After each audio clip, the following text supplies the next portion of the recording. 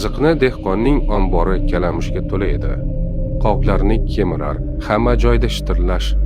Majburan oq mushuk oldi. Mushuk kalamush ovlashni maqsad qildi. Kecha kunduz ishladi. 3 kunda hammasini yo'q qildi. Ombor jim bo'ldi. Dehqon o'yladi, kalamush yo'q bo'lsa mushuk nima keragi bor? O'sha kecha mushukni haydab yubordi. Bir necha kundan so'ng kalamushlar qaytdi. Avvalgidan ko'p zarar ko'rdi.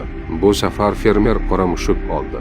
U aqlli edi. U kalamushlarni o'ldirmasdi. Shunchaki ularni jarohatlardi va natijani ko'rsatib keyin qo'yib yuborardi. Har kuni kalamush tutdi. Dehqon xursand bo'ldi. Uni mukofotladi. Kalamushlar esa hech qachon butunlay yo'q bo'lmasdi.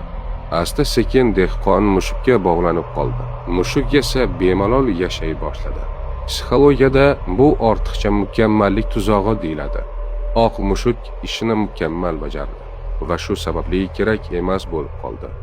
Shuning uchun ba'zan 100% ish sizni chetlatishga sabab bo'ladi. Kichkina nomukammallik ko'pincha eng xavfsiz tarzda yashash qoidasiga aylanadi.